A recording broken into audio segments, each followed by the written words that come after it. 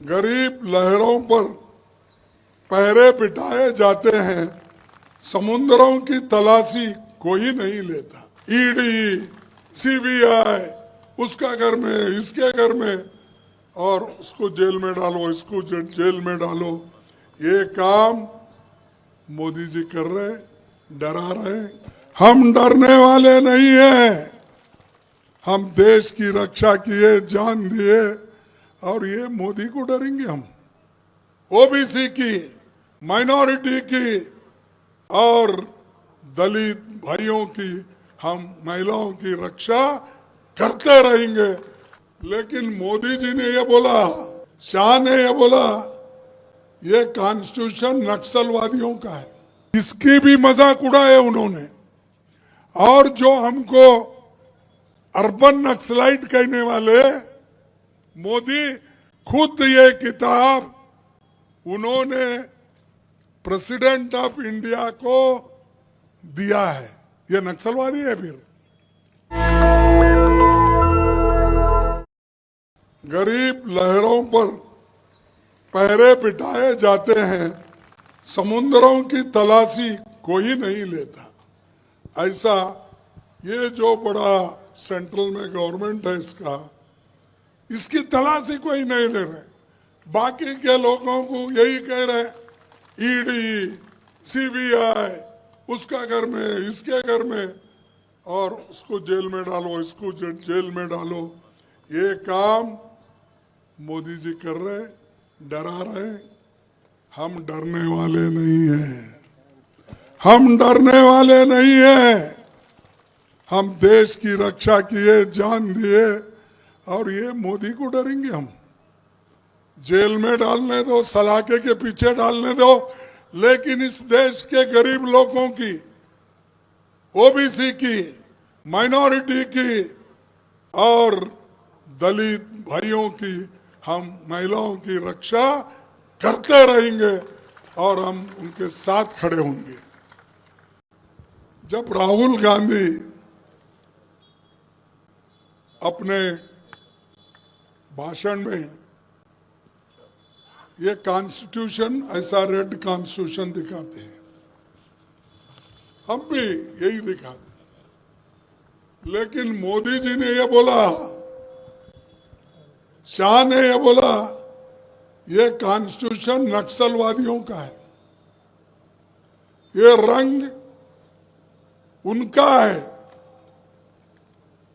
अरे ये देश का कॉन्स्टिट्यूशन है, तो बाद में बताएंगे। तो ये नक्सलवादियों का है, उन्होंने बोला।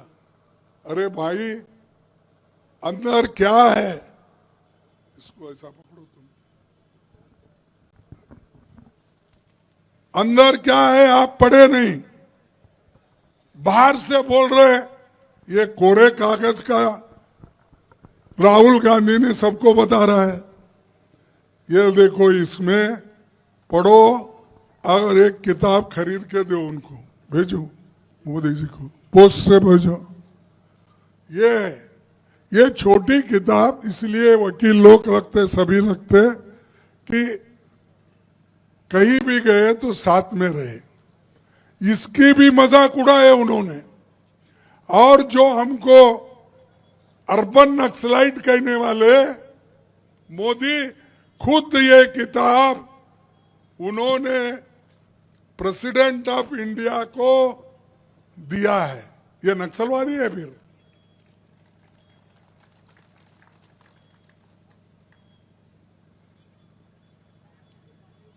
देखिए, ये जो कोविंद जी को प्रेजेंट कर रहे हैं, लाल किताब, यही किताब, और हमको बोलते हैं ये नक्सलाइट्स की रंग है, उनकी रंग।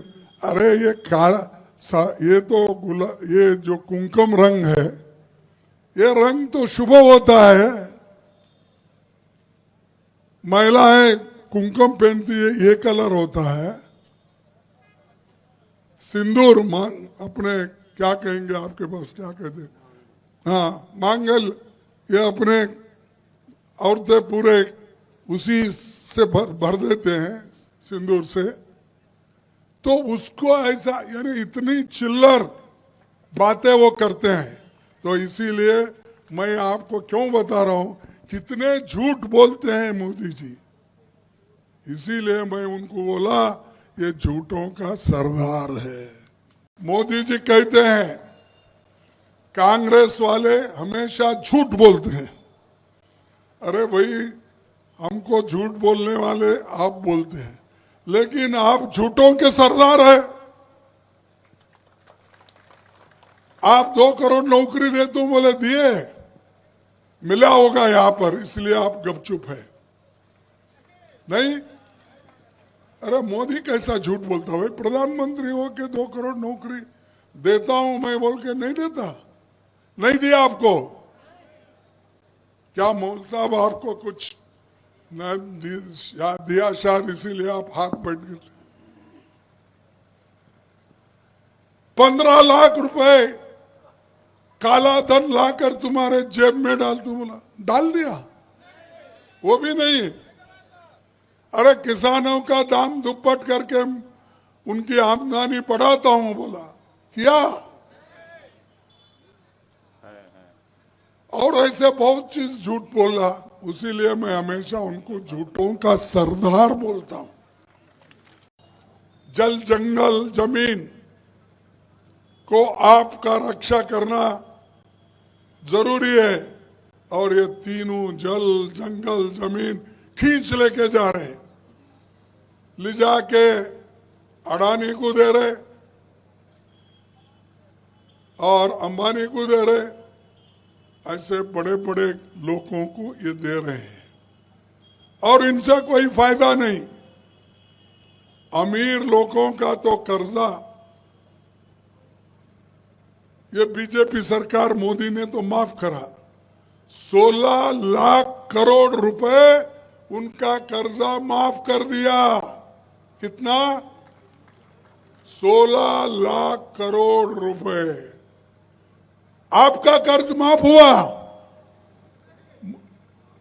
जैसा कि मनमोहन सिंह जी ने 72,000 करोड़ रुपए किसानों का कर्जा माफ कर दिया था पूरे हिंदुस्तान में। ये कभी किया है ऐसा काम? इनको कुछ नहीं चाहिए गरीबों के लिए।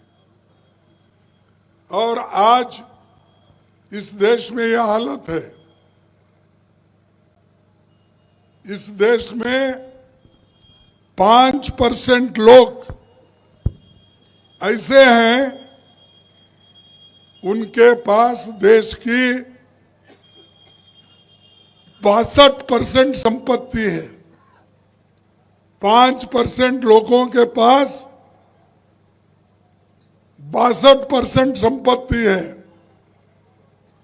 और हिंदुस्तान के 50% गरीबों के पास 3% संपत्ति है। 3। अरे 5% लोग 62% संपत्ति इस देश का लूट रहे हैं और गरीब के पास सिर्फ 3% है।